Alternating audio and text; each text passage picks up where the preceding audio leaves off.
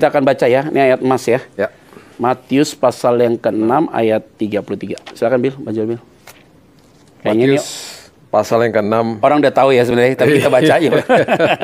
Ayo, Bro. Ayat populer nih ya. Ya. Matius 6 ayat 33, firman Tuhan mengatakan begini. Tetapi carilah dahulu kerajaan Allah dan kebenarannya, maka semuanya itu akan ditambahkan kepadamu. Nah ini menarik nih kan Bil, Ya. kalau kita melihat dari konteks ini kan sebenarnya pengajaran Yesus ketika dari khotbah di bukit dan kemudian ini ada di Israel Utara, tepatnya di Danau Galilea. Kalau kita tahu Danau Galilea itu kan ada 4 sebutan ya, Danau Galilea, Tiberias, Genesaret, dan Genesaret. Ya. Jadi ini bagian dari satu topik pengajaran Yesus yang sangat sensasional dari Matius pasal 5 sampai dengan Matius pasal yang ke-8. Dalam konteks ini yang saya pahami adalah, kita pahami adalah hal kekhawatiran kan. Ya. Jadi dikasih satu perbandingan hidup dan terakhirnya dikasih satu tekanan yang kuat. Ya. Nah, tekanan yang kuat diajarkan oleh Yesus itu ada satu kalimat baik adalah tetapi carilah dahulu kerajaan Allah Ya. dan kebenarannya. Jadi untuk mencari kerajaan Allah dan kebenaran itu supaya kekhawatiran itu hilang. Dalam konteksnya begitu. Dalam hidup ini kan kita ada satu cerita, ada masa lalu, masa sekarang, masa yang akan datang gitu. Biar bisa cerita tentang pengalaman hidup secara personal, experience kamu dengan Tuhan. Ya. Saya dibesarkan di keluarga yang kalau orang Jakartanya dibilang kalau udah Kristen banget tuh Kristen banget gitu ya. Kristen ya? Pakai E gitu Pakai ya? udah Kristen banget. Jadi saya besar di kalangan lingkungan Kristen. Betul, sangat Kristen sekali. Dan orang tua yang punya jejaring dengan banyak sekali hamba Tuhan pada saat itu. Jadi saya hidup di dalam kehidupan Kristen itu yang sangat agamawi. Dan saya berpikir bahwa ke gereja, terus kemudian waktu itu ya sekolah minggu, terus kemudian youth dan lain sebagainya, itu sudah cukup bagi saya. Saya tidak mengerti sampai tahun 98 saya terima Yesus sebagai juru selamat saya itu secara pribadi. Dan mengerti di situ bahwa kekristenan itu bukan sekedar agama. Yesus tidak pernah malahan menciptakan agama. Dia datang membawa sebuah hubungan yang luar biasa. Agama Kristen kita tidak menjadi jaminan kita masuk surga, tapi hubungan kita dengan Dia yang menjadi jaminan utama. Di situ saya sadar, di situ saya bertobat total, tepatnya tanggal 14 Agustus tahun 98. Dan di situ mulai hidup saya betul-betul bergerak di dalam sesuatu kebenaran yang terus saya cari sampai hari ini. Maksudnya bukan sekedar cari, tapi terus gali. Dan ketika temu yang satu, terus gali karena tidak akan ada habisnya. Pengalaman hidup yang tidak pernah akan saya lupakan seumur hidup. Saya menemukan sebuah kebenaran. Makanya ayat ini menjadi ayat favorit saya. Dan bagi saya ini adalah core atau inti daripada kehidupan kekristenan. Karena kalau tanpa kebenaran, kita tidak berpijak di atasnya, kita tidak akan menjadi orang yang merdeka. Makanya dikatakan the truth that sets you free. Kebenaran yang memerdekakan kita. Dari situ, dari pengalaman itu, saya mulai terus keras sama diri saya sendiri. Karena bagi saya, bagaimana saya hidup konsisten adalah begini. Di dalam semua kasih mula-mula, itu selalu ada 3 unsur yang saya percaya. Di dalam itu ada intensitas, ada kualitas, dan ada prioritas. Kita jatuh cinta sama siapa aja, 3 hal ini menjadi motor kita untuk melakukan segala-galanya untuk dia. Saya masih ingat waktu masih pacaran sama sekarang menjadi istri saya, sesibuk-sibuknya juga tetap bisa datangin dia dan jemput dia. Dan saya nggak pernah lupa dia bilang begini, kamu kan sibuk, kok bisa sih datang untuk jemput saya dan masih ada waktu buat saya? Karena ya itu, intensitas, prioritas, dan kualitas. Nah, biasanya kalau kita tidak mengerti tentang yang tadi disebutkan kasih mula-mula dan lain sebagainya, kita akan mempunyai pengalaman itu hanya mungkin 6 bulan, 8 bulan, 1 tahun, setelah itu selesai. Kita nggak akan alami lagi kasih mula-mula. Padahal kasih mula-mula itu adalah sebuah motor atau gerakan dalam hidup ini yang luar biasa hebatnya. Kita bisa lakukan semuanya lah untuk Tuhan dalam hal itu. Nah, untuk kita menjadi orang-orang yang konsisten, kita harus jaga 3 hal itu. Intensitas, prioritas, dan kualitas. Oke, ini menarik. Intensitas, prioritas, dan kualitas.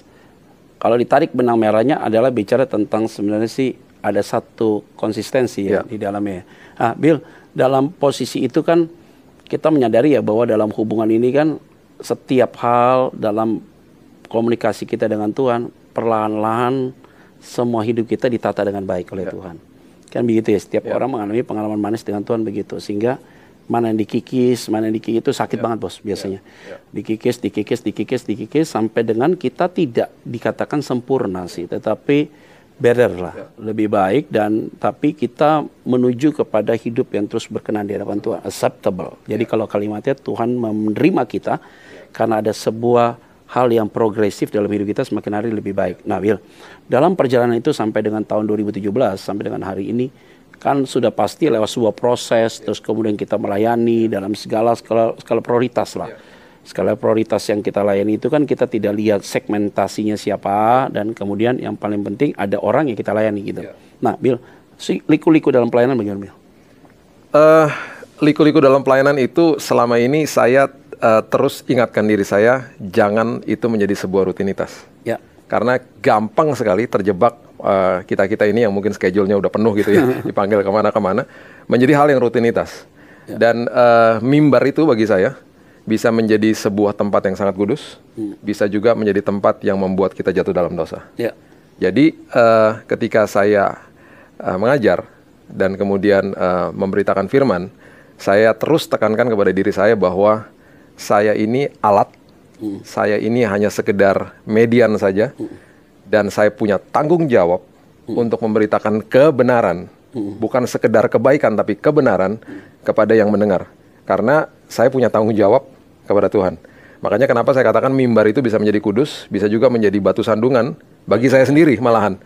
Nah, untuk itu makanya saya selalu tekankan kepada diri saya sendiri, saya tidak mau setiap kali saya berdiri di dalam sebuah tempat atau dimanapun, saya tidak pernah suka ketika diri saya merasa, gampang nih crowd-nya. Saya lebih suka kalau saya terus nervous, karena kalau saya nervous, saya kayak ada rasa gelisah dan lain sebagainya, saya tahu bahwa saya nggak mampu. Ya. Dan walaupun sudah belasan tahun pelayanan, saya selalu mau punya rasa itu untuk supaya saya tahu dan saya yakin bahwa saya itu nggak bisa, hanya Tuhan yang memakai saya, makanya saya dimampukan. Nah, itu dia, poinnya jadi ke situ. Ya. Nah, memang itu akhirnya kan pernyataan itu adalah pernyataan dari sebuah proses yang akhirnya kita matang dalam mengeluarkan statement. Nah, biasanya orang-orang yang bayi rohani melihat itu kepada self-oriented biasanya. Jadi mimbar itu menjadi self-oriented, mimbar itu menjadi kreativitas untuk mempublish diri, mimbar itu menjadi sebuah slogan yang untuk tanda kutip mencari hidup dari situ. Nah, akhirnya dalam posisi-posisi kita hari ini dan sampai kapanpun, kematangan dalam berpendapat, kematangan dalam melihat pelayanan itu yang membuat kita akhirnya ini mimbar yang tadi bisa sangat kudus atau bisa menjadi batu sandungan buat kita atau buat orang lain. Nah, kebenaran yang kita bahas adalah kebenaran sejati nih. Nah, di dalam kebenaran sejati itu kan kita harus tetap firm kepada firman Tuhan kan. Nah, kita lihat nih Bill, sekarang akhir-akhir ini nih Bill. Kalau tadi gue lihat sepanjang saya ngomong sama kamu nih beberapa menit aja nih kita ngomong begini, saya udah dapat satu chemistry dan spirit yang ada di dalamnya. Nah, yang paling bahaya adalah begini kan. Sekarang kan nilainya adalah gereja sudah jadi industri, bos. Jadi antara setuju nggak setuju, ya kita harus setuju, gitu loh.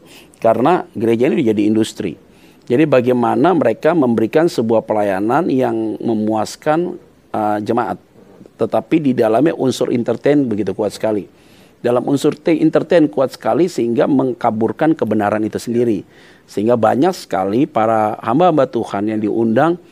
Saya tidak menjudging terlalu dini, tetapi memang kenyataannya banyak hamba-hamba Tuhan yang berbicara lebih kepada nuansa motivator dan mengabaikan kebenaran firman Tuhan. Setuju nggak statement? Setuju. Karena gini, kita ambil contoh lah ya. Contohnya gini lah. Kalau kita mau dari Jakarta pergi ke Surabaya, jalan yang benar. Karena ke Surabaya mulu nih. Langsung masuk ke Surabaya benaknya. Kalau mau Jakarta ke Surabaya itu jalan yang benar ke timur atau ke barat? Ke timur dong. Iya kan? Kalau kita bilang begini, saya nggak mau ke arah timur karena jalan kalau ke timur itu. Kalau ke barat lu ke Medan kan? Iya. Kalau kita ke timur misalnya saya bilang nggak baik karena jalan kalau lewat darat itu lobang-lobang, kalau lewat udara suka banyak turbulence misalnya. Saya mau ke barat aja deh. Karena jalannya nggak baik kalau ke sana. Sampai kapanpun kita nggak sampai tujuan. Betul, kita sampai ke Medan. Iya, benar. Tapi ketika kita punya prinsip begini, walaupun jalannya tidak baik, tapi jalan yang benar itu adalah ke timur. Sampai tujuan nggak? Sampai dong. Sampai. Ya. Nah, prinsipnya gini, di dalam kebenaran pasti membawa kebaikan. Karena kita sampai tujuan. Di dalam sebuah kebaikan belum tentu benar. Makanya nggak bisa hanya sekedar menyampaikan yang baik-baik saja yang enak didengar sama telinga. Kita harus menyampaikan kebenaran, karena kebenaran itu yang memerdekakan manusia. Ya, Akhirnya benar. kan begitu. Benar. Bagaimana sih sistem kerajaan surga? Kita kan bisa bahas itu, bisa, wah konteksnya luas sekali. Bagaimana saya hidup dalam kerajaan surga? Bagaimana identitas hidup saya? Bagaimana ketika saya menghadapi hidup ini? Kesengsaraan itu udah pasti ada dalam hidup ini. Ya. Dan orang suka, contoh aja lah ya, misalnya Roma 5 ayat 2 tuh ya. Dibilang kesengsaraan, terus ujung-ujungnya ada pengharapan yang tidak mengecewakan. Tapi kan sebenarnya di tengah-tengahnya kan ada ketekunan dan tahan uji. Ya. Ketekunan dan tahan, ketekunan dan tahan uji kan apa? Yang berubah saya, siapa saya? Bukan masalahnya loh. Ya. Seringkali kita berdoa supaya masalahnya pergi.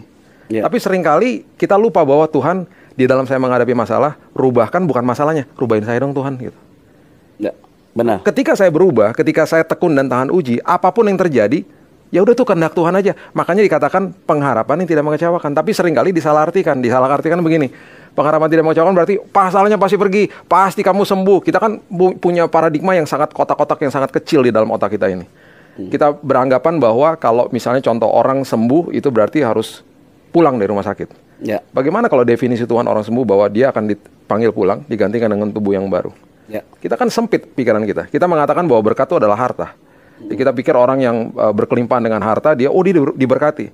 Kita lupa bahwa orang yang hidupnya biasa-biasa saja secara harta, tapi penuh dengan damai sejahtera dan sukacita. Nah, itu juga dia. berkat.